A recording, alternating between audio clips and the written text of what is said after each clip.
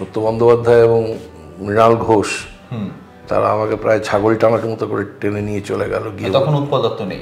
হ্যাঁ হ্যাঁ, আচ্ছা। এটা ঠিক রুদ্রপ্রসাদ সেনগুপ্তের কাছেই হতে হয়েছিল তা নয়, গোটা নান্দিকার মানে নান্দিকারে কে কে থাকবেন না সেইটা আগে থেকে লিখে রাখতে হতো আগে। তো সেই সময় রসমন তৈরি হচ্ছে আর কি, ফলত আমাকে সকাল থেকে বসে থাকতে হতো অফিসে ফোন আসতো, কলসের লোক আসতো। তো আসাম থেকে একটি প্রায় 8 দিনের ট্যুরের কলসো আসে। সেই সময় যা টাকা পাওয়ার বিষয় ছিল আমি বার্গেন করে তার থেকে একটু বেশি টাকা, এবং তারা রাজিও হয়।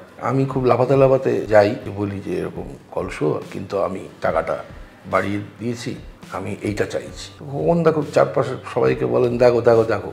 পরের দিন জানা যায় যে ওই সময়টায় 9 জন উপস্থিত থাকবেন না, কিন্তু সেটা খাতায় লেখা ছিল না। আমি কিন্তু খাতা চেক করেছিলাম, চেক করেই বলেছিলাম, এবং বলা হয় আমাকে ইরেসপন্সিবল ইত্যাদি ইত্যাদি ইত্যাদি বলা হয়, এবং আমাকে সরিয়ে দেওয়া হয়।